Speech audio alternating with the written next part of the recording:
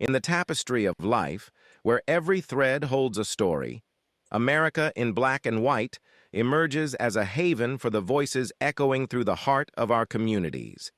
In this podcast, we wade through the rivers of our collective experiences, celebrating the vibrant hues of change brought forth by the whispers of hope and the roars of action.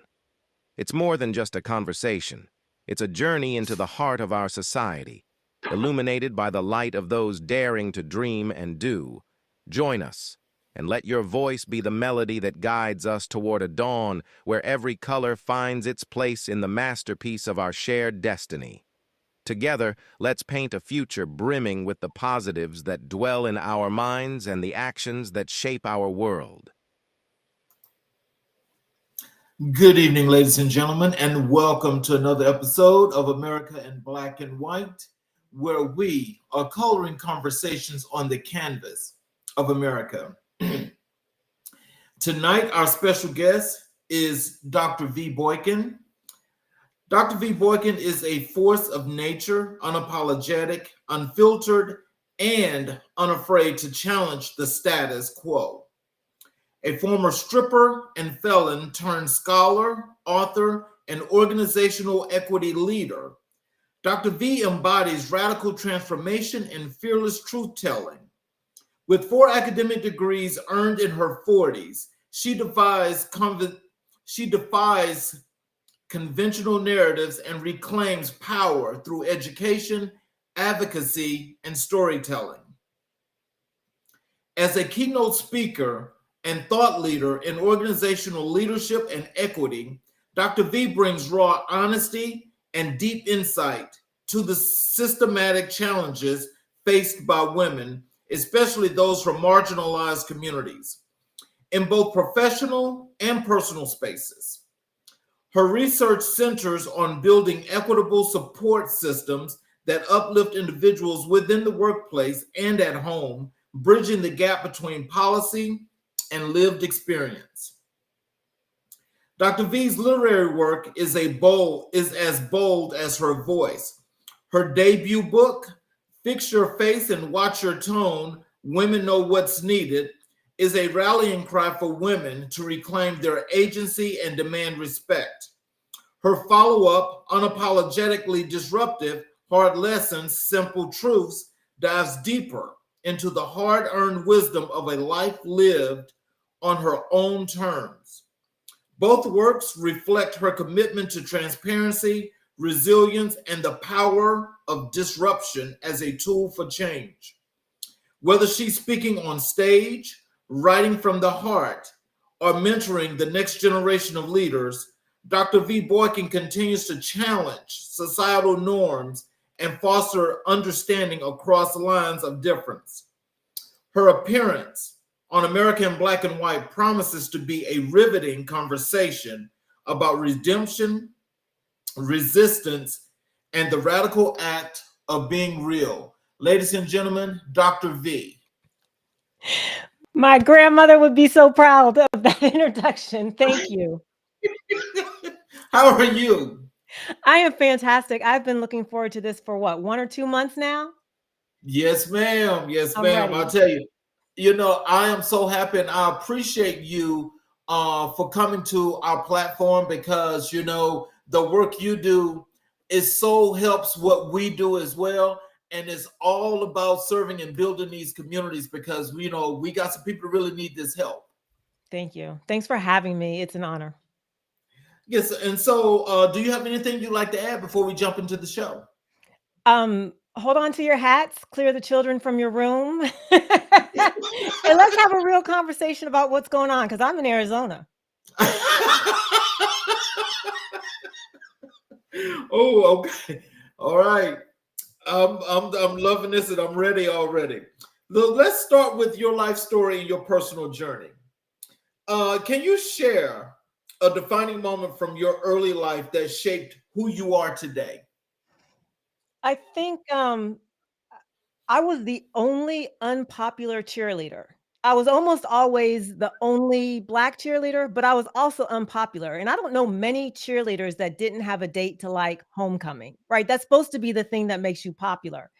but I was different then and I remain different now. And I was outspoken then and I'm outspoken now.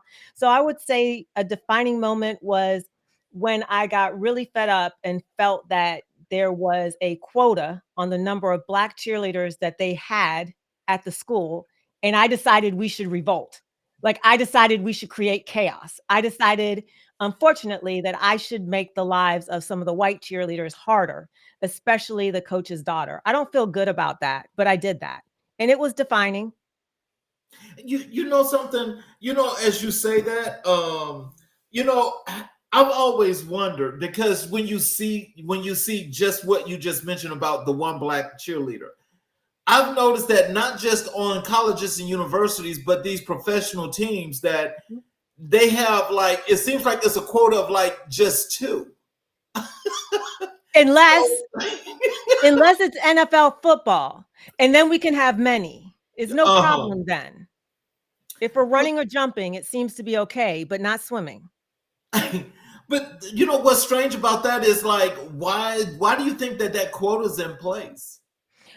I think it's because racism and bias is not something anyone in their right state of mind is proud of. And when you don't address bias, talk about bias and be aware of your bias. But you can ignore your bias if you say, no, I've got one. It can't be me. Right. And nobody thinks, what would happen if I was the only in the room? And some people have never even been the only in the room, maybe the only woman, but never the only white person in the room. That experience is very limited and usually not sustained. And so that checkbox, even inadvertently, relieves the burden, relieves the guilt. And you don't look beyond that because you have solved it. And then they'll say that the pipeline isn't there. And I can honestly say, when I think back to my cheerleading tryouts, the depth of quality applicants for the style of cheer we were doing weren't there. But they also weren't there in elementary school. And they also weren't there in the summer league. And they also weren't. So why aren't we in these spaces? And why isn't it a bother or a question earlier? And that's that bias. You don't see it, and you don't even have to think about seeing it if you've got that one. Wow. I have to agree with you on that. I really do, because it's one of those things. I think we need to address that, because that definitely needs to be fixed. Because I think when you start talking about this quota system, then it kind of like it challenges the things that are in place that are supposed to bring about equity. You understand what I'm saying? Because it kind of like it reverses what's there, because it says, either when they say equity and inclusion, okay, equity and inclusion doesn't really mean that, because if it did, then that means that, as you say, then there would be more of the Black cheerleaders or minority cheerleaders that they're trying to integrate now would be on the team. But the thing is, you're always going to see that majority white, regardless of the case. And so when you just think about that, I mean, it kind of like it kind of like says, this is what I see as. It's like it says, when we talk about the DEI, we're talking about the equity of white women. Don't say it. Okay, say it. But here, I'm sorry, go ahead. No, go ahead. But here's the thing. We don't need to talk about this as whether it's a good or bad thing. Let's talk about dollars and cents. You cannot sell me or create a pink razor for women if you don't have a woman in the room. You cannot create an airbag that won't kill me unless a smaller man or a woman is in the room. You can't create a soap dispenser that works on dark skin unless you have a prototype with someone that has dark complexion testing it. You will miss it. It will cost you money. You will do dumb things, stupid things, like have one of the Jenners in front of a Black Lives Matter type crowd holding up a can of soda as if that was going to land well. It will cost you money. So you don't have to like it. I don't care. I don't care why you have me in that room. I care that you have me in that room, and you should care about me being in that room, because if all your people are 6 feet tall and they look over the fence, they will see the storm on the horizon. But the 5'4" person like me will see the pile of crap you're about to step in, because I look down. And Mhm. so you need both people. You need the storm on the horizon, you need the boulders that are a little bit further, and you need to avoid that pile of wet mess you're about to step in. So you Right. don't have to be a good person. Let's Mhm. just appeal to your greed. And we Mhm. know that's there. Right. Exactly. What values were instilled in you growing up that still guide your work? You know, my mother and I were not close. It was a very contentious relationship. And I think that's because I don't know that she ever had the time to enjoy parenting. When I think about my parenting experience, but my grandmother, who went back to school in her 40s and got her degree from Pitt, my grandmother that said, never do anything on the corner of Murray Avenue in Pittsburgh. Shout out to any Steelers fans. Never do anything on that corner, right? Never do Mhm. anything that you wouldn't do on that corner. Um, that equity, you know, she was a staunch unionist. Yeah, she would rise from the dead if I crossed a picket line. Um, Mhm. and and she went and got her degree so she could go into inner cities and teach economically disadvantaged people who hated her, who Mhm. hated her, who hated everything about the way that she looked, who hated everything about her religious background. Oh wow. So that's what she did with her degree. She continued being a school secretary. There was no Mhm. financial ROI for her, but it was the purpose of leaving the world better. And Mhm. and that has never left me, and she never shied away from the truth, and that never left me. Oh wow. Now I love that because that's what grandmothers during the time I think you and I were coming up, that's what they did. Yes. And see, it did not matter what the case was, but they got it done. Yes. I'll just put it like that. They got it done. Yes. How did your upbringing influence your passion for equity and leadership? W well, leaders didn't like me much. I mean, they didn't. Like, I was on the student council, and I guess I wasn't supposed to tell one person that the other person said that about him, but it seemed like it was the truth, so why wouldn't you say it? Um, and what bothered me the most is that they didn't like me because I didn't align, and they saw that as a Mhm. direct challenge instead of a superpower. Mhm. And why is it and to this day, I haven't quite figured it out. You know, the nice girl in school, the one that everybody loved? Right. What what was she doing? How did she do that? I I mean, I can still remember their names and their faces and thinking, why do they like her so much? What?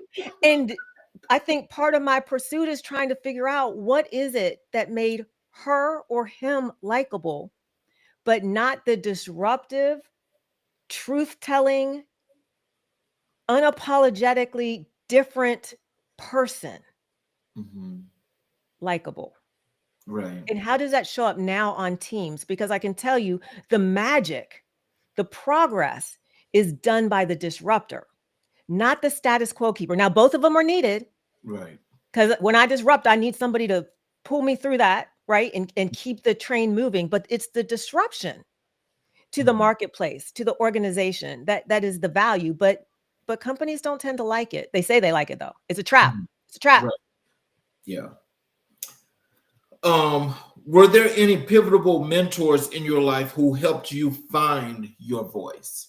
I have to give a shout out to Dan Tyre. He's a white gentleman in the Phoenix area. And he talks about the black tax more than I do. He talks about how black women get things done more than I do.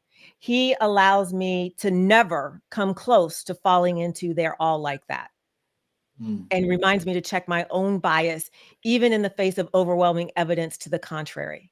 Mhm. I would also say that, of course, my grandmother. There was Mhm. also a woman called who was named the Reverend Joan Salmon Campbell. That was a dynamic force of a woman. Mhm. Um, I think there's many people, but I also have to say the people that taught me what I didn't want to be were just as powerful as the ones that taught me what I did want to be. Oh wow. But they don't get named. Yeah, but they say it takes a village, Yes. and when you have that kind of strong foundation, I mean, it just shows the quality, the value, and the character that you have. Because when you're able to not only speak your truth, but to able to make your mark and to let that be known, those are the things that a lot of people are afraid to actually do what you do, especially a lot of women, because I think when you find that voice, there's no need to silence it. That's just me. I agree. And I will also say, look, I've been handcuffed to somebody that committed murder. There's not much you can do that scares me. I've taken off my clothes totally sober in front of other people on a stage with really bad lighting. I mean, there's not much that can scare me. I've been a single mother. I've had to go to Tractor Supply to buy penicillin because I thought my son had strep because I didn't have a doctor. It was terrible injecting that into him. It was terrible not having health care. There's not much that can scare me. I've had the lights cut off. I've been on food stamps. I've been on WIC. I've been embarrassed trying to write out that WIC voucher when everybody in line is behind you and you can't get the cinnamon life cereal. You got to get plain life. Like there's just not much that can scare me except for the fact that I would have made all these mistakes and touched all these hot stoves. And yet someone else is still embarrassed by their failures, shortcomings, mistakes, choices. Yeah. The fear is that I leave the world worse than I found it. That keeps me up at night. Wow. Oh boy. Look. Wow. I'm sure that there's a lot of people that out there that resonates with, because that's kind of like what do you want to call, like a commonality, a common story amongst our community. And it's like it's not favorable, but it's I think when you can deal with that and you can become that strong person that you are, I mean, it's like that just don't matter. I mean, that was like what I'm saying, it's like, that was something that made you stronger and made you better. And so just look at how you accomplished after that, though. And I want to tell the whole truth, because I was 48 before I started talking about it. And I had come out of a bad divorce. I mean, I don't think any of them were good, but this one was one where I didn't want to marry somebody this liberal and this black. Whoops. But I had started dating someone, a police officer, prior military service, very straight shooting black man, never had a drink in his life, didn't curse. And I'm sitting on his couch about two weeks in, and I'm like, I need to tell you something. He's like, okay, what? I used to be a stripper. Oh, okay. Just curious, how long ago? Oh, about 20 years. Okay. Anything else? Yes, I'm a felon. Oh, okay. Like yesterday or no, about 20 years ago. Okay. Anything else? No. Okay. Thanks for letting me know. What do you want for dinner? That radical acceptance, that demonstration of Black love, that fully formed man, that extension of sanctuary and grace. From that place, I was like, you know what? I could say this again. I had come out of a relationship for 10 years where friends and family didn't know that because I couldn't say it. And in 2 weeks, there's no one. I've been married 4 times. There is no one I have ever had this conversation with. Ever. Wow. Ever. Wow. It might be something that slipped out, but it certainly wasn't something that came out purposely. If the worst things that you have done, you were able to tell your partner, and let me be very clear in this moment. I mean partner by whomever you choose, and I hold no judgment, only support for your choices and for your being and for your truth. When you're able to tell your partner the whole truth and they look at you and say, "What's for dinner?" You could do anything. And if you don't have that relationship, I'm sorry, and I encourage you to find it. Wow, that's profound, and that's how a lot of people, believe it or not, are trapped in bad relationships. Been there. Yeah. Didn't know it was possible. Yeah. What personal challenges have you overcome that inform your work today? The biggest personal challenge would be my bias. You know, Mhm, when you think that you are all that, because I did in my 20s, and mhm. that's when I went to prison. I did. I knew it. I was cute. Oh gosh, the colonial standard of beauty was all over me. Um, but when you are forced to see the humanity in all people, when you're forced, and this won't be popular, and I'm going to say it anyways, when you're forced to have a closer experience to what is written about Jesus's experiences. And I read the Bible 3 times all the way through. So those of you that are Christian and not, I am looking at you sideways, but we're good. But when you hang out with the whores and the thieves and the murderers and the worst of society, those that are shunned, and you see their humanity, it changes you and it does make you better. It does make you better. And from that experience, I just stopped judging people the same way. I just Mhm, did because I realized how close I was and how kindred I was to them. Now, I didn't commit a murder. I signed expense reports that I shouldn't. When I saw that it was going on, I joined in. I didn't report it. I profited from it. But it didn't matter. Felon is felon is felon. I can't rent an mhm, apartment or get a job at the post office same way as a murderer. Felon is felon. And mhm. sin is sin. So confronting my bias is what changed me the most. Wow. How do you stay grounded amidst your many roles and responsibilities? Oh, because I'm so flawed. First off, I have kids. You want to stay grounded. You think teenage kids, let your adult kids tell you the truth about yourself. Um, but because I'm flawed and I talk about my flaws all the time and I make mistakes all the time. I say things that hurt people that I don't mean, some that I do. I make mistakes in the workplace and outside of the workplace. I am unkind at times. I am reactive at times. I am very aware of the humanness of my experience. And what's there not to be grounded about? What have I done that's so fantastic that I would float up? Well, I mean, I get what you say when you say that, but I got to tell you this, and then from the time that we first chatted there on LinkedIn, and as I see, you doing, your videos and some of these shows that you've done, I've got to tell you that there's nothing to dislike about your personality. I love, Oh my love, love God. your personality. Love it. Come on. I'm Would you serious. please? Would you go back to high school and tell those mean girls, and I won't name you because y'all are friends with my friends, that there is nothing to dislike about my personality? I've got some exes you can tell that to. I've got some prior colleagues you could tell that to. I've got some former bosses that I'd like you to personally write that to, blow it up big time and hang it on the wall. That is a great compliment. Thank you. I am impatient. I am overly direct. I can ask too many questions. It's all, not all, that'd be false, but most of it truly does come from a good place. And I so appreciate that. That is one of the greatest compliments I've ever received.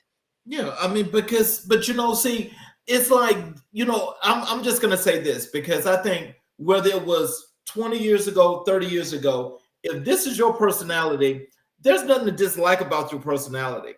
I think what some people that can't understand or like the truth don't want to hear the truth. Now they have a problem with that because it's like, how dare you? Yes. But it's not like how dare you. I mean, the truth is just the truth. Like you said, a felony is a felony. Yes. But you see, some people cannot accept that kind of truth. And you see, those are the folk that, are again, that's like out here with all this stuff in the atmosphere right now, you know, Yeah. because the truth is not to be told. I, along those lines, I would say those are the same people that are the women that cross the street once they know that I'm a stripper in the neighborhood that don't want to talk to me anymore. Even though, do you know America spent more on all of the fine arts put together, Broadway, off Broadway, ballet, jazz performances, all of that in strip clubs, than all of those Wow. fine arts and on a yearly basis. And Mhm. based on that spend dollar, those women that don't want to talk to me because they think they might catch they might catch the stripping virus. It's contagious, apparently. They're hanging off their men's arms or their woman's arm like they are just truly the saints walking out of the kingdom. And I'm like, you won't talk to me, but he's the one that came in.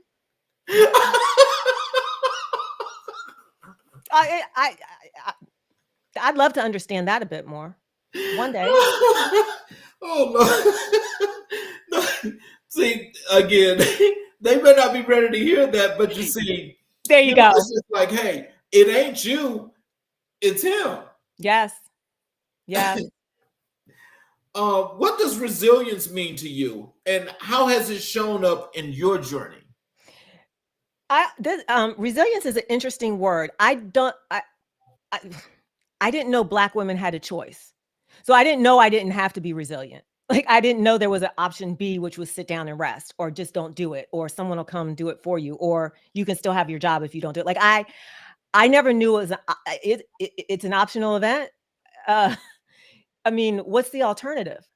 What's the alternative? And I've been a mom since I was 22 years old. So what's the alternative to being resilient? You enter relationships because you can't find employment. You need, for me, because I date men, you need that man, you need that income. You also love and care about them. But if you had $1 million, would you still be with them? Yes. For as long as you were? No. So you endure, you strategize, you move on, and you iterate. You continue to live, and many chapters of many lives.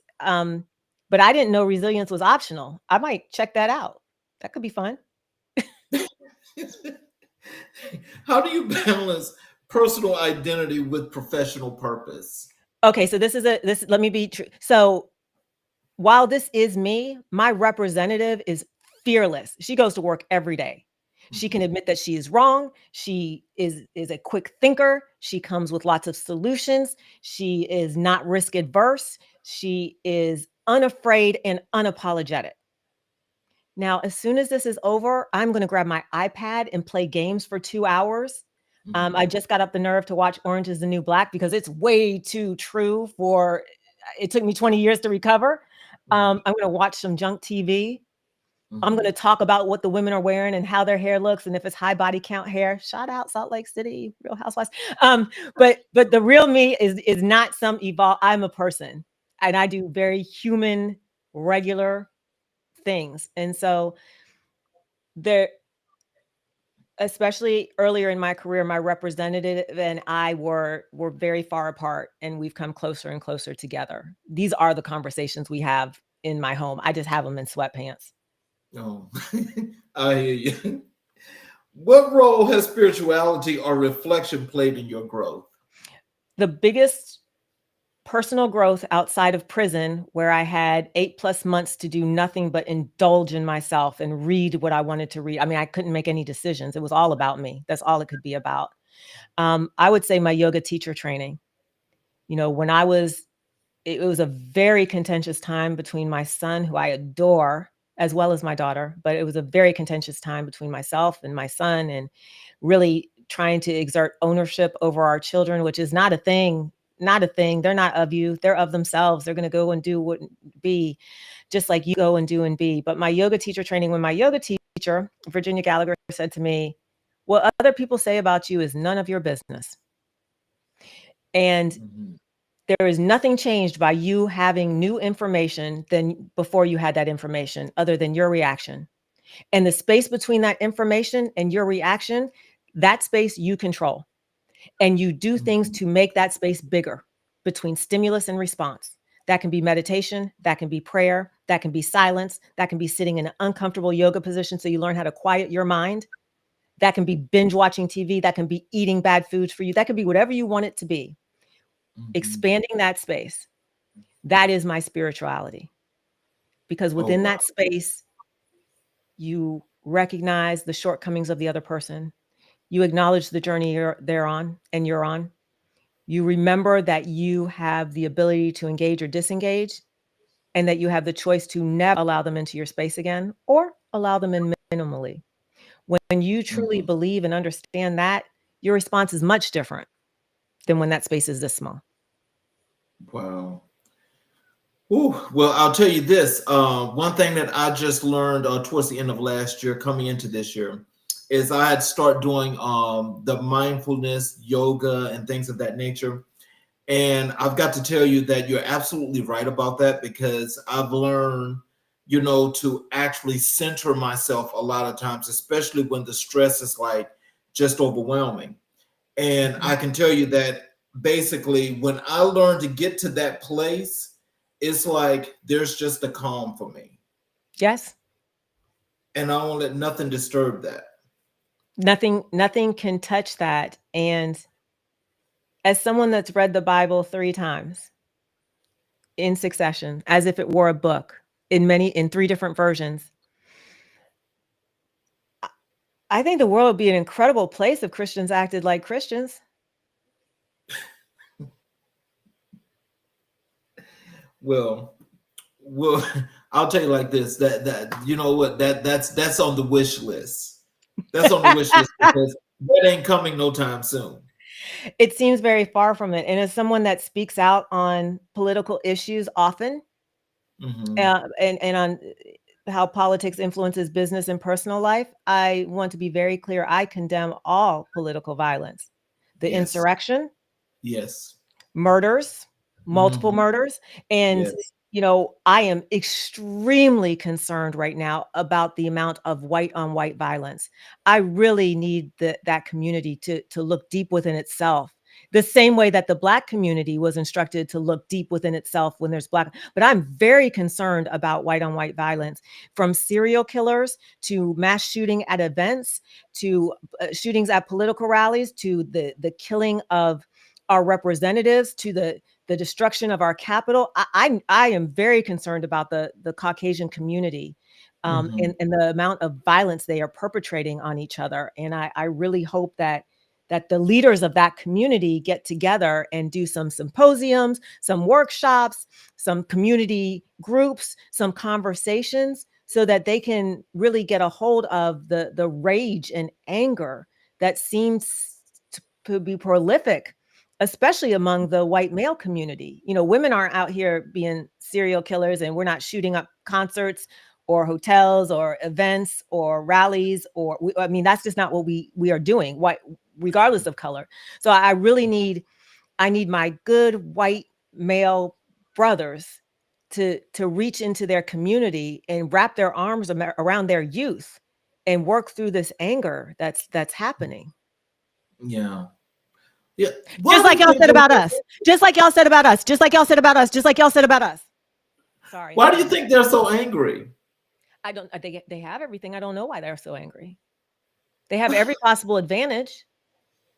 Look. I don't know where the anger comes from. I feel bad for anyone. Carrying anger like that is horrific. It's Yeah. horrific inside. I don't want that for you. Mhm. Um, I don't know what they feel is being taken from them. They're still leading in all categories. 300,000 women lost their jobs in the first quarter of this year, but white male gains jobs. When I look at the House and the Senate and the presidency, I mean, white males have that on lock. When I look at management of major companies, I mean, they seem to have that too. I don't know what it is when they get married to women, because the study was specifically about women. They live longer, they do better at work, they earn more money, get more promotions. I mean, I don't know. Black women are trying all that we can. We're the educated group demographic that there is. I don't know why they are angry, but I know that when women step into their lives, everything becomes better. So, I mean, if you talk to any woman that's balancing a career and a household and children and education, I mean, if anyone should be angry. Mhm. So I don't know why they're so.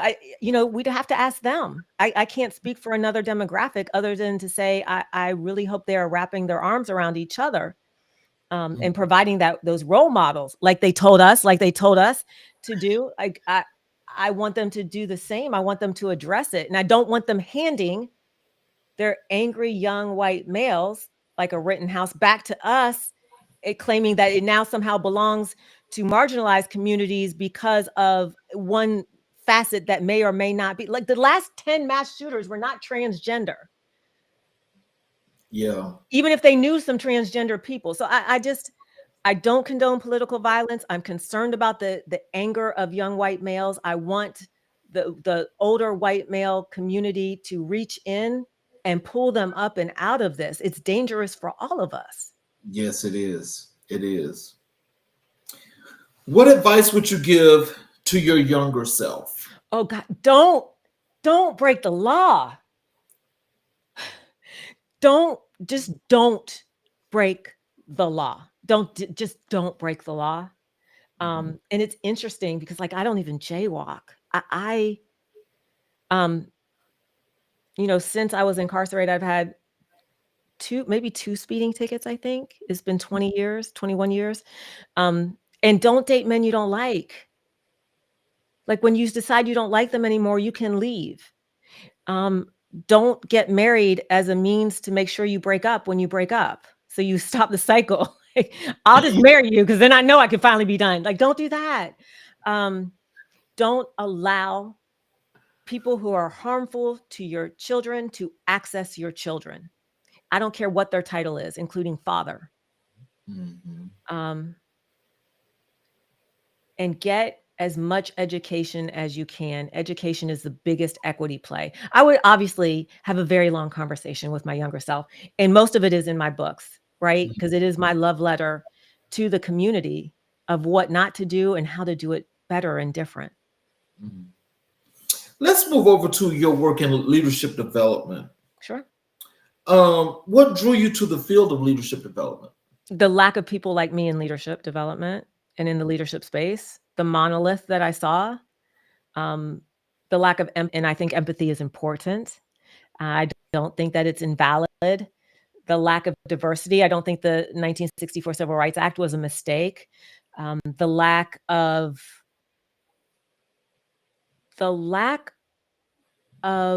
representation that allows businesses to thrive, and the lack of equity that gets in the place of productivity.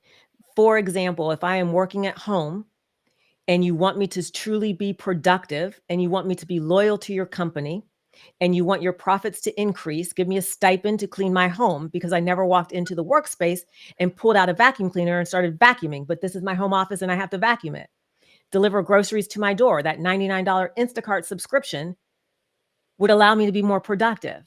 That meal kit stipend would allow me to be more productive. And please don't give me another gym membership. So it's because I felt and feel that if I can get in the ear of a new leader and tell them when she says she needs to start an hour later or an hour earlier, she will work harder for you that hour later or that hour earlier. That's why I wanted to have influence over how leaders treat their subordinates.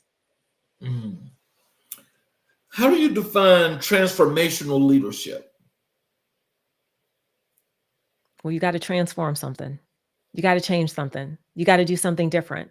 And you have to leave it better than how you found it. Every single day, every single meeting. It's a high bar. But the truth about leadership is you don't necessarily earn the most amount of money when you're in leadership. And you don't necessarily have the most amount of influence when you're in leadership. The least you could do is leave every encounter a bit better than how you found it. Every policy a bit better than how you found it. Every person, and I've been guilty of not always doing this, but a bit better than how you found them. The number one responsibility of a leader is to reduce stress, because science says when people are less stressed, not more stressed, they work harder, they stay longer, and they're more profitable to the company. They have less sick days. So transformational leadership touches that in that way. What are the most common leadership blind spots you help people uncover? The fact that every person truly must have a place where they feel they belong. I managed a most brilliant team of all women once, and there was a person on the team that leaned extremely, extremely right, extremely conservative. It was as important for me to protect their right to have a voice in that team as it was the person that aligned down the middle with me or even to the left of me. And, that has to happen. That must be the foundation. Because what that sounds like, because I think I'm understanding that, but it sounds like it's a good thing is to meet people where they are and to give them that opportunity to, if it's to sit back, go forward, whatever they need, is just being out to give them that time or that space. Absolutely. And it's also to like, and you need to admit your faults. I also told that same group of brilliant women. Oh, I tell you, I've had some fails. I was like, and this group of cis white women doesn't get it. And I will never forget the hurt when one of those women came to me and said, I'm not cis. How dare you other me? How dare you Oh, make that assumption? Oh, you could have buried me under the dirt. Under the dirt. wow. Yeah, my bias. My bias. Mhm. You're responsible not just for your intention, but your impact. My impact, that fail. That Mhm. total fail. The amount of trust I eroded with that person, Mm. right? Just Yeah, terrible. because that didn't sound like a team player. You mean me by saying that? No, I ain't gonna say that, but I would just think, I guess maybe just thinking from generalities as you say that. I mean, I would think that, hey, you're cis, but mm, you I know, mean, I should have known better. I had no business making that assumption. that's true. I understand that part too. Could they have been more graceful to me? Had I earned more grace?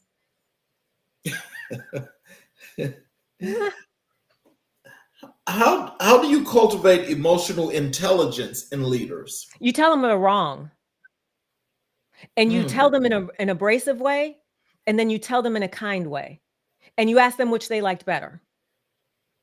mm, And I will hard start meetings with, you made a decision that was one of the most irrational, short-sighted, inappropriate decisions I have seen in my career.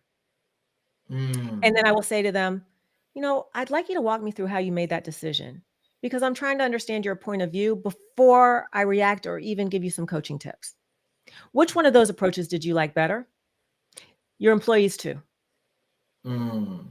I think that cold, in your face reality, which I think is almost a cultural nuance of my demographic, but I think that that's what's needed. You display and you mirror and you ask if they like it Okay. in private, but Right. you ask it Right. and you don't let them off the hook. Oh, well, that was just a bad day. Or, oh, let me explain to you my relationship with that person. Or, oh, let me do. No, you don't get to talk like that. You've decided to be an executive. You don't get to whine like that. You've decided to be an executive. You don't get to allow yourself to have a nickname that is kind of teasing, but kind of derogatory. That undermines your credibility and your ability to defend other people. And I Mm. ask them things like, why would you address something in private, like, oh, I'm sorry that happened, when it happened in public? What type of Mm. champion are you or aren't you? That's my biggest pet peeve. I'll tell you that in a minute. Don't slack me for something you said in a public meeting. I don't need your Right. private apology. And I will Mm. start a meeting with others saying, I'd like to start this meeting acknowledging that Tom slacked me to apologize for telling me he didn't give a something in another meeting. I really appreciated that, even though it happened during the meeting. And I just wanted to Mm. make sure that everybody was able to acknowledge that incredible apology that you gave. Thanks for letting me Wow. take this 5 minutes. Let's get back to the agenda. Yeah, I'll call you out if you're not going to call yourself out. I sure will. Mm. What's your approach to developing inclusive leadership practices? One of my favorite exercises is when you give the resume and you put a different picture and a different name on it. And this one has a different picture and a different name, but they both say the same thing. And you ask people who they would hire. Oh wow. Excuse me, but this is funny, but not funny. But is that something like what they did with the experiment with the children and the dolls? Hmm. Very similar. And it's funny because they will say, well, this person had typos in their resume. I couldn't believe it. Oh, that's actually a valid reason to question if you'd hire someone. Why didn't you see it in the other resume? Mm. How'd that happen? And you'll hear people say, like, I just can't quite put my finger on it, but I just feel this person would be better. And regardless of whether they're picking the BIPOC, Black, Indigenous person of color, or the more standard expected candidate, which for this purpose would typically be what's reflected in the management structure, an overwhelming majority of white, male, Caucasian, usually tall and also good looking, physically fit. Why would you pick the Black woman, for example, over the white male? This has to be fair across the board. Right. I'm not looking for you to only pick BIPOC or marginalized people. Right. I'm looking for you to pick the best candidate. I'm looking for you to leave this encounter saying, I would hire both of them equally. Because until you get to that point, your bias is showing. And bias isn't good no matter who it benefits. Right. Right. How do you help organizations shift from transactional to visionary leadership? Oh gosh, that's a good one. I mean, what I really want to say is you should hire me and pay my salary to find out. We give away a lot for free. I think one of the things is I help them define what the actual vision is. What do you have a vision? What does the next level look like? What does the next thing look like? And a lot of times, and this was recently pointed out to me by Doug, who is the CEO and founder of Lift Enablement. He said, Dr. V, what you're describing are things that'll get us to the next level, but what is the next level? And in that detail is where the magic is. And that's where that disruption and that conversation and that deeper dive, that's where that lives. But y'all can hire me when I'm done with my current employer, who I'm very much enjoying. I know that's right. Let's transition to equity and social justice work that you do. Oh. So what does equity mean to you in practice, not just theory? In practice, it means that I can reach things on the top shelf. It means that I can walk into a room and I don't see I'm the only one there. It also means that the person wearing a MAGA hat should not feel unsafe. Just like I should be able to stop in the back roads of Yorktown, Virginia, where there are only Confederate flags flying along this particular street, and stop, and I feel safe as well. Equity means everyone feels free to say, free to disagree, and free to spend their dollars where they agree or disagree. That is okay. You do not have to make a same-sex wedding cake. You don't have to do it. I don't have to ever buy again from you, and I'm going to tell all my friends not to do that either. That's equity. I don't want to tell Turning Point USA that they have to change their minds. They can believe that Black women have slower processing speeds. They can believe that. They can't shoot me for not believing it, and I shouldn't shoot them for believing it. Right. But what they can't do is try and make opinion fact. Equity means opinion isn't fact. Right. Oh boy, we're gonna have to do another special. Okay. Because that right there, what you just said, that right there is like basically when I say drop the mic, casket, all that good stuff, nothing else needs to be said. That was all it right there. But those very people will refuse to listen to that and will say that you're barking at the system or you're trying to wreak havoc in the wrong way. And it's nothing like that. Again, it's these folk that cannot accept the truth and don't want to look at the man in the mirror. Look in the mirror. Because when you look in the mirror, you know you're lying and you know what you're doing is wrong. And so when you know that it's wrong and you don't want to do anything about it and saying, oh, this is the new norm, people don't have to accept that. I think some people don't know that they're wrong. I think that's possible because critical thinking is a learned skill. I also think there's one small change I would like the world to make. The world. It's very small. And it just involves the word my. And if everybody talking would say, my God, says not to do this. My religion says not to do that. My household says not to do that. My husband says to me not to do that. If we just put that small qualifier, because your religion, my religion can tell me I can't do that. And I don't think you should ever have to do that if that's what your religion says. But remember, that's your religion, not mine. Right, exactly. Your husband may say that we should vote as a household and I should set the standard for the vote. My husband doesn't say that. Right. My husband would never. He doesn't even think that way. But that little word, my, we could all live together very well if we just inserted that. Because then when I hear you say, my God says same-sex relationships are immoral, I could be like, oh, cool. Yeah, your God and me, we don't, it's not the same. My God has a dash, G dash D. Yours has G-O-D. Somebody else might have H-U-M-M-U-A, right? Like whatever it is, but you can have yours. I'm very uncomfortable with guns, extremely uncomfortable with guns. I have never voted for someone not to have one. Myself is uncomfortable. You see the difference? Right. That's called equity and harmony. That's called the American foundation, aspirational foundation of America. I need to be careful with my words.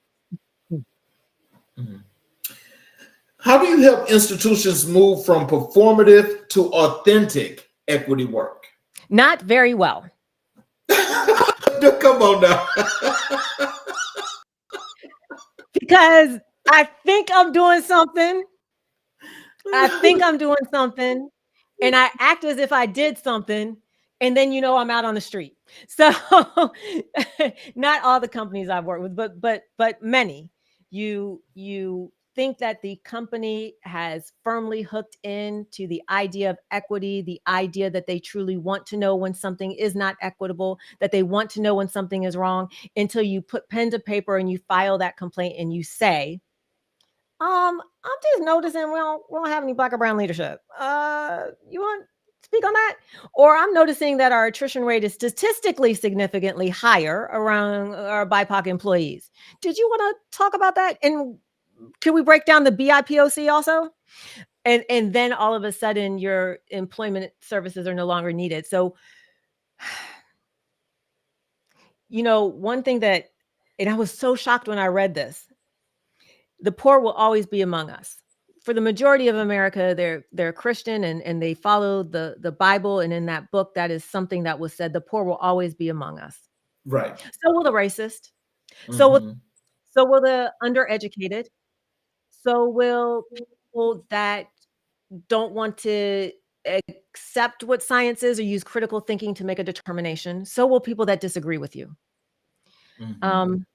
Corporations will always be among us. And I don't know if any institution can truly go from 100% white, which is the way a lot of corporations actually start out when you look at their managing board, to truly integrated and equitable in a way that is not performative. But I don't know if they need to. I will take a 1% lift year over year and call it a win. Let me kind of like deviate from that a little bit, because when you say that, and again, that's very true.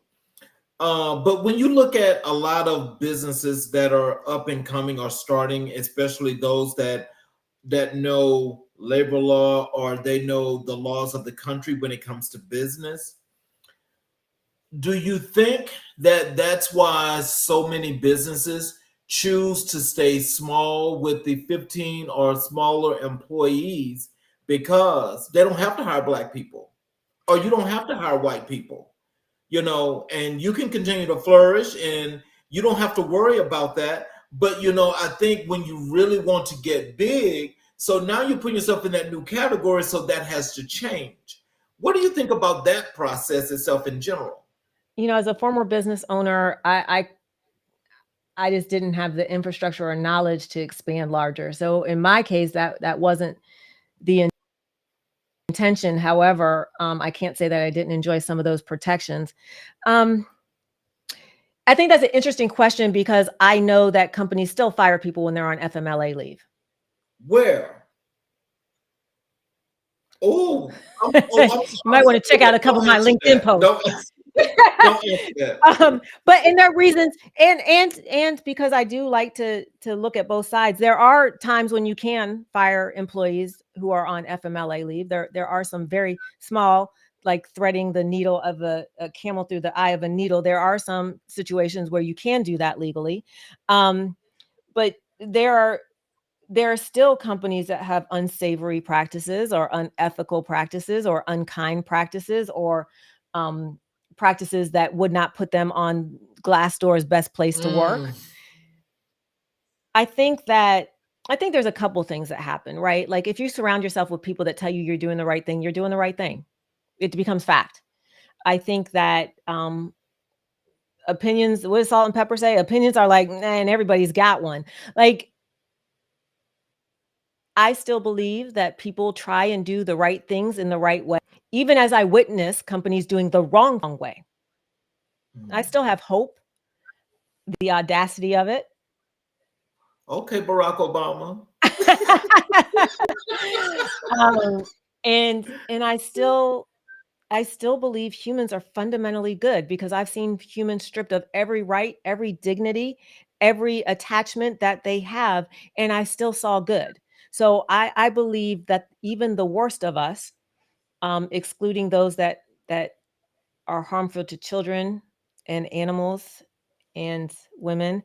But gosh, that's a large segment of the population, isn't it? I still believe people are fundamentally good. And I refuse to think that left to our own devices, as Ronald Reagan say, that we need to be worried about the slip back to the jungle. That dog whistle that was on the Oh, Senate floor the other day. Yeah, that was recently parroted back. I don't think that's true. I don't think that we're devolved. I think that we are all connected and that the best of us will always rise to the occasion. so I just want to just do a disclaimer here. When I asked you that question, I said don't answer that. Is because I asked you that because I'm a former investigator with the United States Department of Labor. Hey, So I have investigated companies for that, and I've yes, caught a lot of them up in that I situation. bet you have. I've You're caught a doing God's lot of work. Doing God's work. And I appreciate all of those that are still investigators and are still working cases and are still doing God's work. Hey, uh, what systemic barriers do you see most often in your consulting work? um, sex, uh, financial wealth. Here's the I like to talk in examples. The biggest disparity I see is when you come from a family that has generations in the business world, whether owning businesses or being executives at top companies. The conversation around the dinner table, and I was able to glimpse this. I was married to a white man for a moment. The conversation around the table is not about racism. It's not about who the police beat up on the corner. The conversation is about how they navigated a business situation. There's this strategy that goes on. There's this conversation using words and jargon and cadence and approaches and the privilege of being married to someone who's a business consultant and now you're in a VP position. Of course you're going to get ahead. Of course you know how to talk your way out of situations. Of course you're slick with it. When you don't have access to that history around the dinner table, you're at a disadvantage. I would also like to say one of the biggest tools I think that will um, mitigate systemic barriers is AI in the form of coaching. When you have someone that you can do 50 at bats of how to talk to your manager when they start to micromanage you in retaliation for a claim you might have done, or they start to micromanage you because they want to manage you out and there's a PIP coming, or they start to manage you and actually want to inspire you to do better and there's a promotion coming, or they have a conflict with a colleague and they're just not sure how to navigate it without saying the wrong thing and they truly want to make it better. All of those things. If you can run that scenario 50 times with an AI coach that talks to you like a real person and you can set that difficulty level, we can equalize this. Now, if Mhm. that's not enough to shut down AI by some groups of people, I don't know what is. But we have a moment in time right now where we can literally accelerate the learning of the underserved and underexposed communities and put them on par with people that have generations of not just wealth, but experience and conversation. So yes, get yourself a coach, but buy that AI coaching. I know Train HQ offers it. I know Coach Hub offers. There's a lot that offer it, and soon, because that's an area I'm absolutely going to attack, and getting AI coaching to the underserved. Watch for that. I'm real serious about that. Okay. Well, we're joined for life now, so we'll definitely be talking about that because we got to have you back, of course, for another special. Yes, please. How do you navigate resistance when advocating for equity? What's resistance? I simply don't recognize it. I just do it anyway. And at 51 years old, and in the privileged position that I'm in, I can take a hit. I can lose my job. I'll get another. Not this job. I like the job I have now with Lyft Enablement. I want to be serious about that because they've given me room to really grow and expand and do some really cool stuff. But I can afford to be fired. I can afford to stand on principle. I am that auntie. Now, if you can't afford it, please stay employed. I just keep pushing. And I don't, like, again, is it an option not to push? Is it an option? Well, see, I don't think that's an option, but I think that's what a lot of people choose because they say they don't want to bark up the tree. Oh man, I want to strip the bark off the tree. Look, I'm a Sagittarius. I can be with a ukulele in a tree or in a boardroom at any given moment. This can happen. But I mean, as someone that's been in sales, no is just a request for additional information. That's how I view resistance. I just didn't inform them enough. Let me start again. Oh, wow. So let's transition over to your work as an author. Oh, okay. What inspired you to start writing professionally? Well, I have to give a shout out to my dissertation chair, Dr. Celicia Thompson. I was her first student. She is a very accomplished Black woman, and she showed me her 2 books like in our first meeting, and I was like, "You wrote books?" She's like, "You about to be a doctor. You can write books too." And when I did my dissertation, she's like, "Now you can say all the stuff you wanted to say." But really, the noise in my head. My books are about all the things I should have said and didn't have the courage or space or wisdom or words to say. And I write because I just want some peace in my brain. It is the clap back. Everything in my books is true, is how that guy treated me bad. And I'm going to tell it now.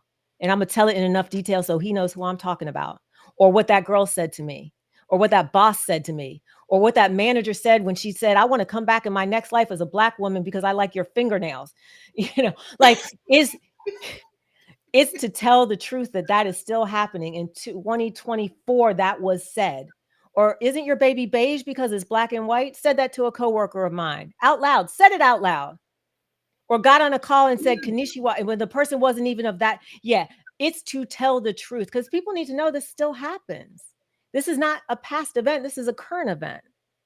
And while I'm thinking that happened, and the person that it happened to is thinking about that, the person that said it is moving on, having the conversation at the dinner table about what to do in the next business situation. So it is because I started professionally writing because I wanted to avoid people touching all the hot stoves I had touched. Can you tell us about the themes in your books? Yeah. Fix your face, watch your tone.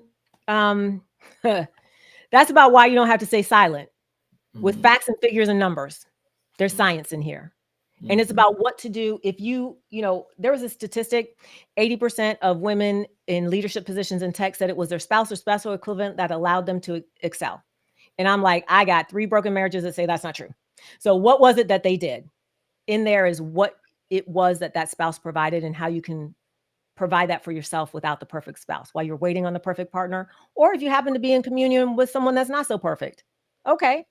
This book, Unapologetically Disruptive, this is about the 4 lessons that you need to know about the business world. And I didn't write either of these books to make money. So let me tell you what they are very quickly. Lesson 1, being a disruptor makes people uncomfortable. Lesson number 2, you may never be enough for someone else. Lesson 3, you're responsible for your intent and your impact. And lesson 4, detractors are louder than supporters. So listen for the whispers. You can't say that any better. Well, thank you. You can't say that any better because if you've been, not all workspaces are comfortable environments. That's correct. And those environments are intended to be that way for other. That's intended. Now, to call out that intention for other in that way Mhm. is what causes the problem. So Yes. when you say being disruptive, I mean, I understand that 500%. And I think more people need to learn to be disruptive, because when you're unapologetic and you're like, this is just wrong and this is why it's wrong, and be done with it. Now they take it the way they want to, but that don't mean that you have to say, okay, well, I just wanted to just let you know just because. No, no. Yes. Because now when you start backtracking, now you're done for real. Yes. And, and people don't know their workplace rights. And if it's not intentional, just think, if it's not intentionally uncomfortable, my goodness, what would it be like if it was intentional? If this is by happenstance, can you imagine? Right. Our Exactly. ancestors can. Right. Um, which book was the most personal for you to write, and why? Oh, the chapter on me losing my breasts in Unapologetically Disruptive. And I did not lose them to cancer. I had 8 or 9 implant surgeries, and I kept getting contractures. So after 20 some years, they had to come out, which left me going from a 32 double D to not even an A cup, and just really hard to look at. The writing of honestly about the indulgent amount of time I spent laying in my very large shower. Thank God I could lay down in that shower. And just think of a Black woman with a silk press laying down in a shower. It was that bad. With 4C Oh, wow. hair. With 4C hair. Don't let this fool you. With 4C hair. Like, the depth of my sorrow. It writing about when the bandage came off, because I was septic, and they pulled a pint of pus off my breast in the doctor's office, and then I went in for surgery the day or two after. When that bandage was finally unwrapped and I could take a deep breath because it was tightly wrapped. And my husband said, "You want me to go?" I said, "No, I need you to stay. I need you to tell me." And he, without flinching, looked at my body and looked at me and said, "I don't have a problem with this, but you are going to." There's no, just finding the words to be honest about that. That was the hardest, rawest writing I have ever done. Oh, wow. So when you in just writing that, what was the thing about that entire situation that just said to you, I'm going to put this in a book? It's true. I know I'm not the only one. And it's very important to me that as you see me on stage and my husband's in the front row clapping away, and my 2 perfect children, and my soon-to-be daughter-in-law, who is phenomenal. That that that young white woman is phenomenal. I phenomenal. And you see me in nice clothes, and you see me with a very large ring, and you see me well-fed, and you see my hair glossy and silky. You also need to know that I am a stripper and a felon and a deformed physical person underneath it. Because no, the world does not need one more person. We don't need that. You don't need to look at any other person with any bit of envy, or why do they have it and I don't, or how did they get that, or I want to be that. You need to know that I am misshapen, and yet still lovable, yet still joyful, yet still educated, yet still with the message, yet still present and valuable. Because my Well, Caucasian standard of beauty speaks so many volumes of books other people do not need to read. right, right. So how do you weave lived experience into your writing? It's the only way I know how to write.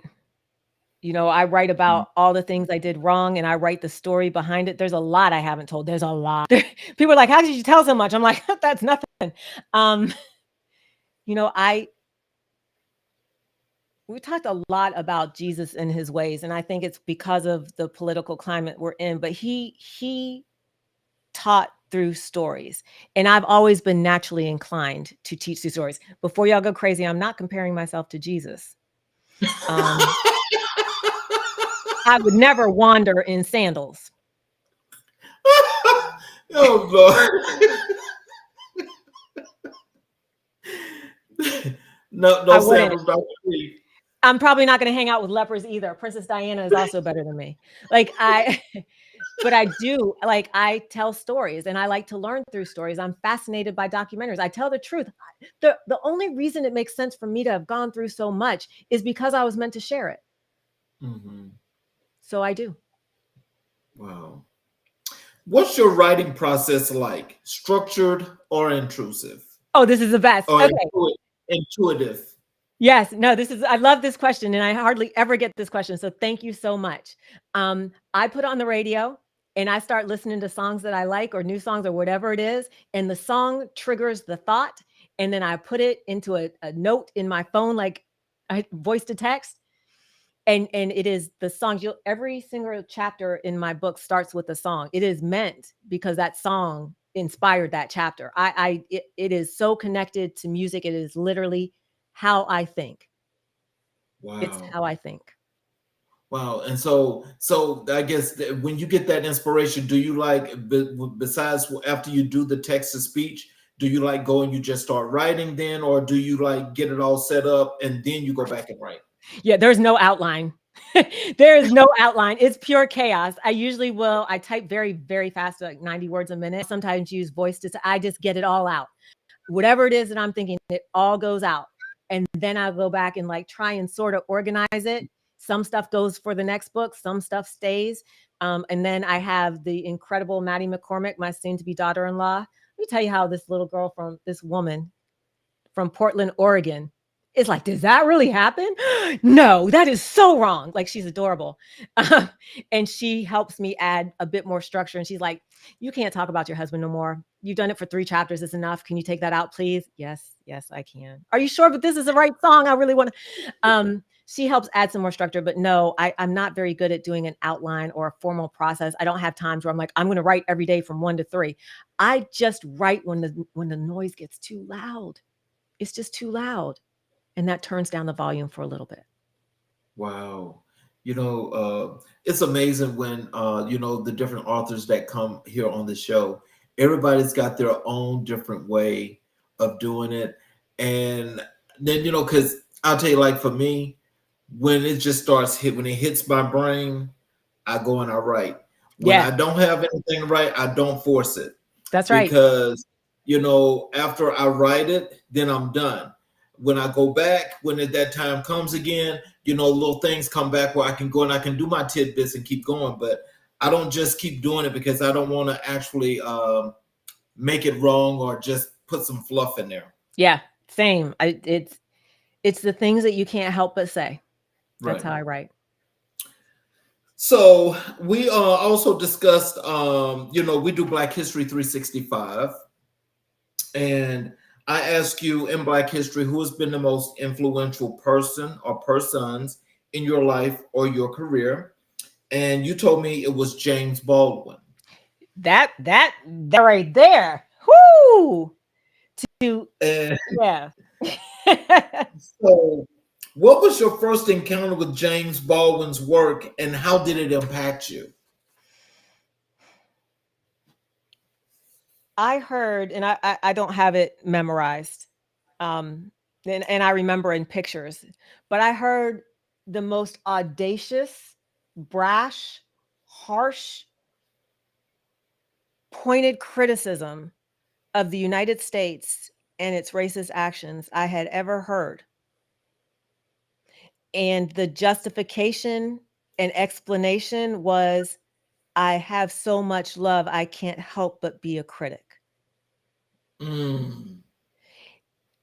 And the amount of courage and pain. You know, I have a great respect for truth telling, even if I don't agree with your truth. That word my again, my truth, your truth. And I feel that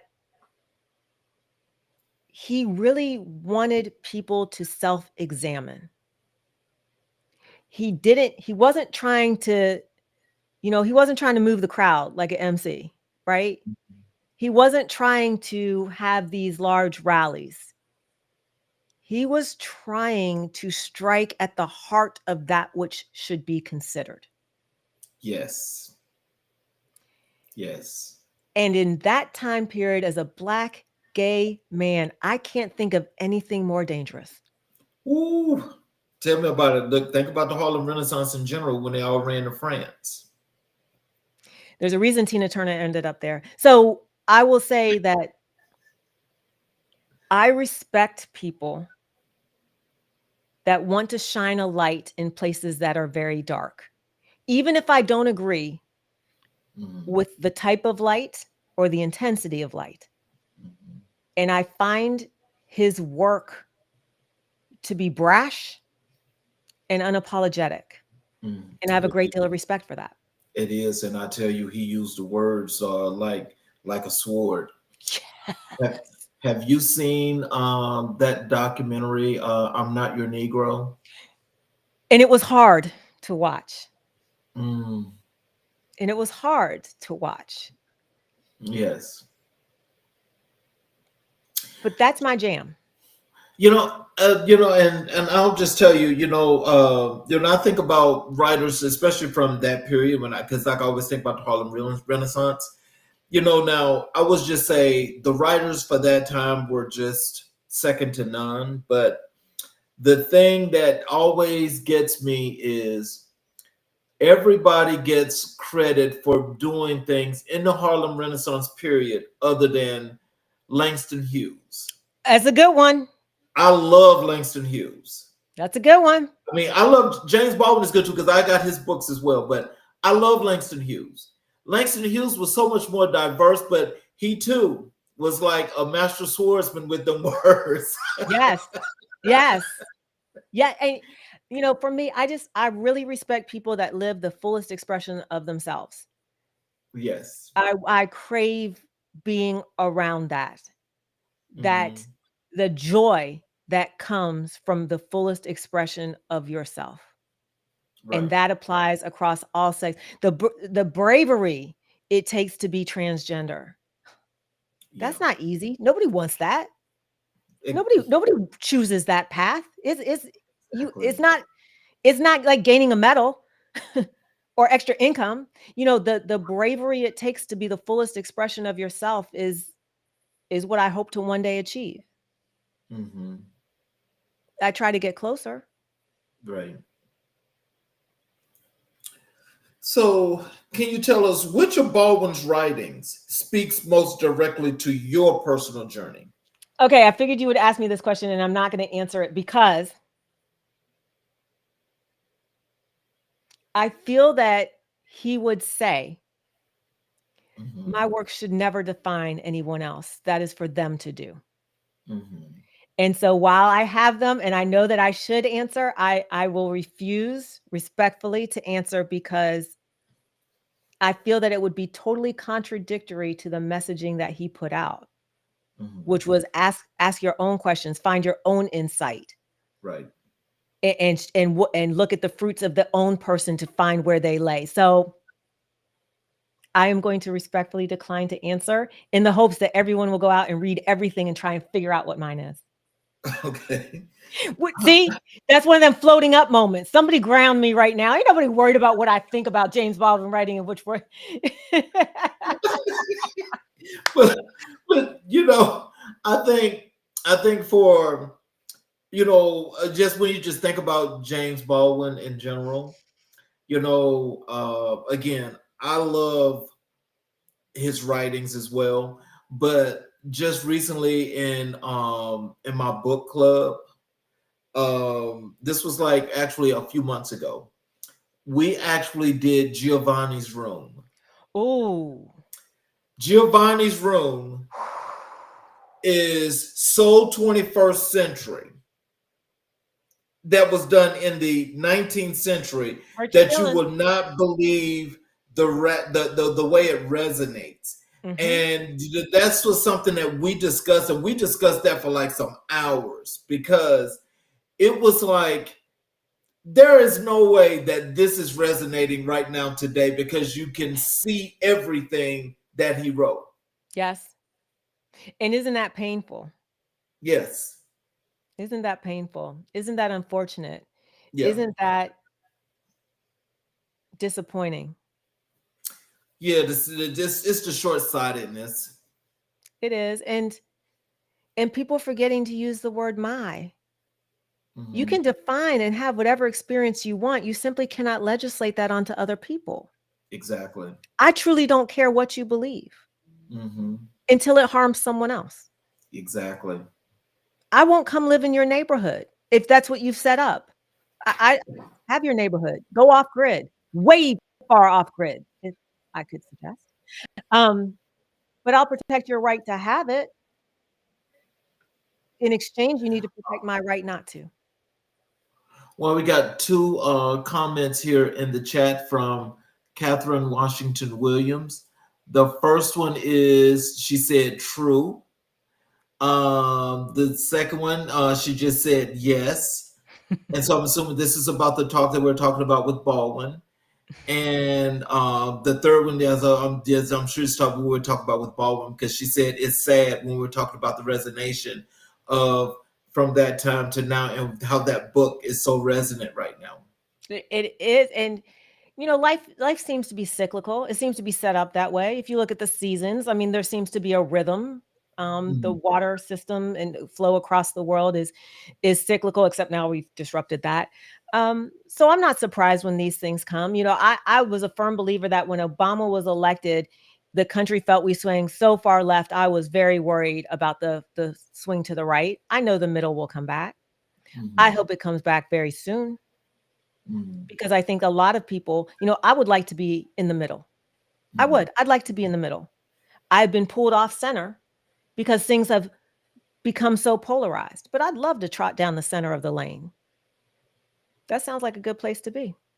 Okay. Um, Catherine, I put that on the screen. She says, "Amen." Go Yeah. live in an off place self. Yes. Way off. Way off. Look, I'm in Arizona. There is a lot of open space. I promise I will not visit. uh, how do Baldwin's themes of identity and truth shape your approach to leadership and equity?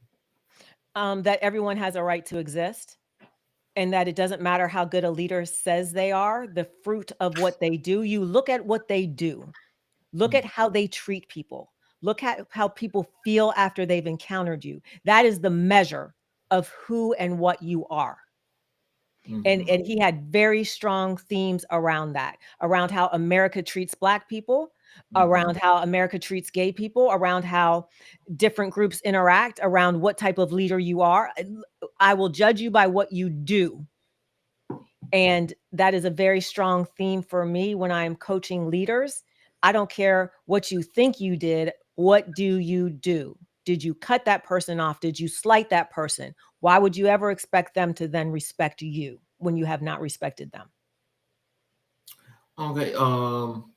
This is Dr. Williams just put this up again. She says she doubt if it does due to the harm. Mhm. I feel you. I feel you. And thank you for your comment. It's brave Um, to make a comment. It's brave to speak up during this time. yes, it is. It is. And the thing that I'm wrapping my head around right now is the censorship. Yeah, we may not be able to have this conversation in a couple weeks. That is, you know, I was watching the news. I did hear the president say that if all you talk about is things negative against Trump, referring to himself in the third person, which then you shouldn't be allowed to be on there. It's just anti-Trump, anti-Trump, anti-Trump. How can you be anti-Trump all the time? Well, stop giving us such great material, number one. But secondly, like, yeah, actually, you can. You can. That's one of the things that we fought for, that you can be anti anything you want over and over and over again, and that you can do jokes, and you can do jokes that promote critical awareness and thought, critical thinking. So it's a very interesting time. I'm not sure how it will all shake out. I do believe that the country will get back black to a place of center, and in enough time to take down the statues that they're putting back up and reconstruct the museums that they're shutting down, and reunify a country that desperately needs it. But I will say, I was very shocked to realize how much hate there were for Black women when Kamala was not. Like, how much hate do you have to elect a felon who I actually thought was going to be, I hoped that if we elected a felon, I might be better off and better situated as a felon. That doesn't mean I voted for him. That means that I thought that if there was a tolerance for that, then there would be a tolerance for me. What I realized is there's just a hatred of Black women. And I don't understand why. I mean, we've done everything for y'all, the collective y'all. Yes. We've raised your babies. We've educated your babies. We've fed you. We've given you culture. We've given you birth. We've given you structure. We've given you hugs. We've wiped your tears. We've wiped your bottoms. We've made your meals. The amount of hate to not even learn how to say someone's name who is running on a national stage. I was shocked and still grappling. You know, there were a couple days there I wasn't sure I could talk to my husband because I was disappointed in Black men. Disappointed in Black men. Oh, and while I'm on the topic of Black men, how dare Snoop take his nephew or grandson to a movie and there's two women and they have a baby and he has to explain that? Why doesn't he explain all the time he talked about gin and juice and spoke about women so negatively and all the misogynistic treatment that he did? Y'all, I'm getting red. I'm getting really upset. All that he put out in the world, and now he's lamenting the fact that he can't go watch a movie and has to explain that? Oh, Are you kidding me? I'm sorry, but he need to go and crawl under a rock right about now because he's shucking and jiving. He's well replaced. Nelly, I got a list. Did 50 on it? Did 50 do the same thing? No, he did not. No, he was all on the he was all on P. Diddy, so no, he ain't have nothing to say about that. And let's talk about that man right there. This disgraceful. By the way, I don't care what he wasn't guilty of. I saw him drag that Black woman, and I will never bop to him again. Right. There is no music enough for me to participate in the denigration of Black women. Right.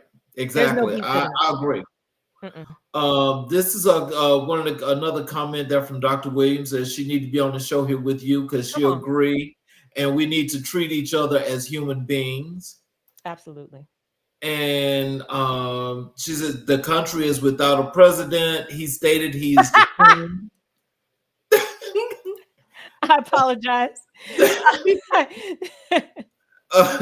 And when we was going through, and she was like, "Oh, when you was going in, tribe." And this last comment is, "Oh, come on, Black woman."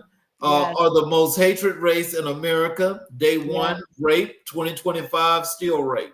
How about it? And it's definitely not what we're wearing.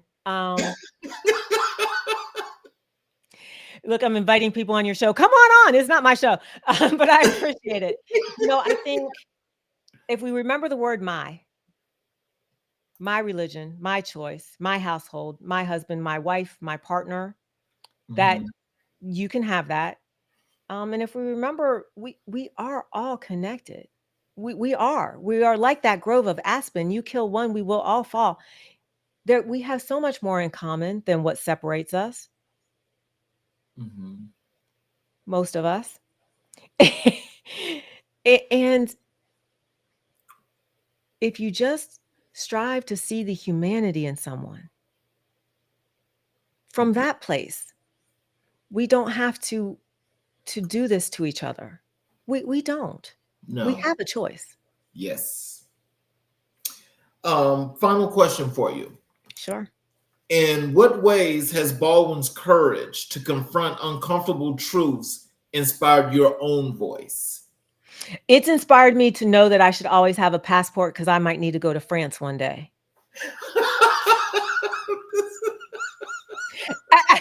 I know that sounds flippant. I mean that literally, that it reminded me that with great stances, speeches, and opinions can come great consequence. And you need to be ready to lose your job, which I have. You need to be ready to lose friends, which I have. You need to be ready for the hate that may come, which it has. You need to be ready to potentially exit stage right. And for anyone that ever hears this and is like, well, you should go back to where you came from, or if you don't like the country, leave it. I love this country. That's why I say these things. I am the American dream.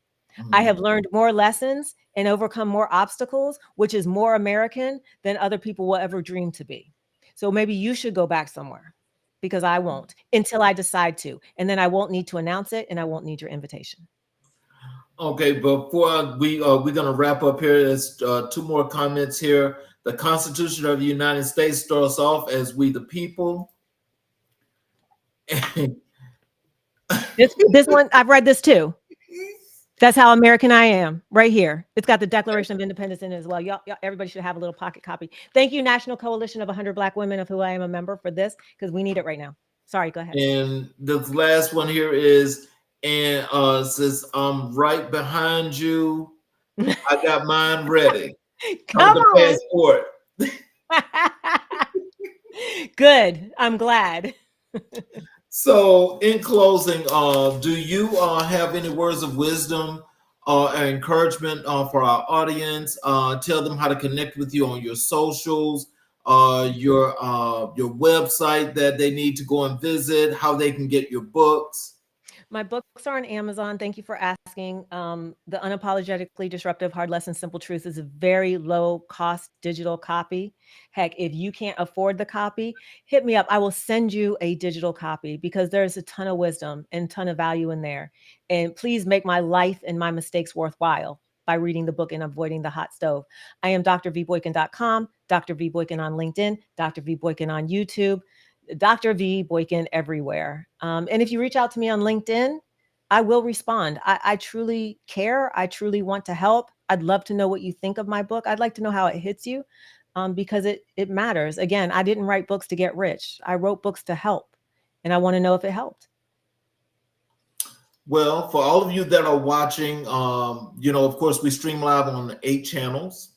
For those of you that are watching, I hope you guys enjoyed, but also if you're watching particularly on any of the YouTube channels, if you would please support us by subscribing and getting all of the notifications, I would definitely appreciate it.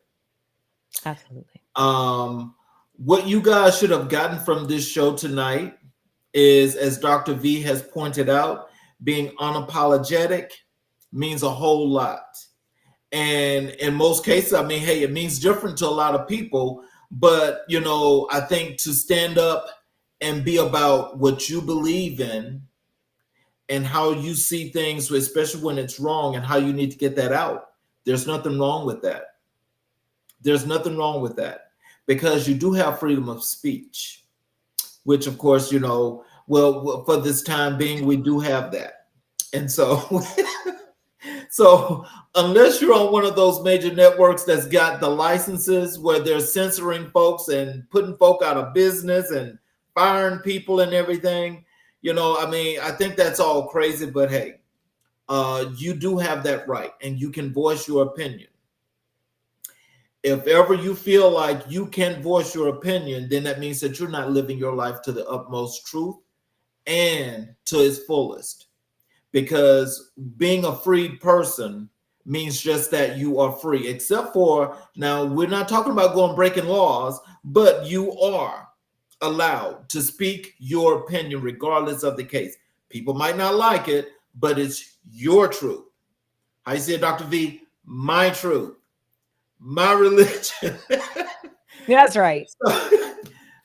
So I want you all to especially if you want to learn more, especially about the books that Dr. V has written, I suggest that you guys really go and reach out to her on social media, discuss that, and just learn a whole lot more, because her books are definitely about the help.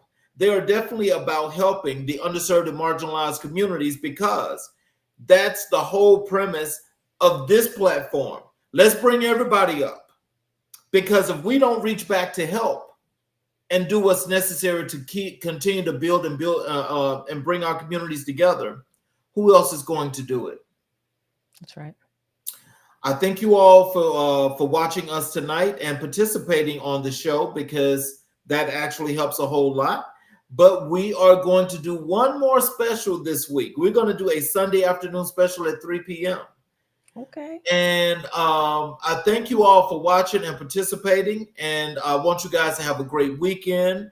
And please join us on Sunday afternoon as we have another episode of America in Black and White, where we are going to continue to color conversations on the canvas of America as we discuss AI. Thank you again, Dr. V. Thank you. And you all have a great evening. And I will definitely be messaging you on LinkedIn.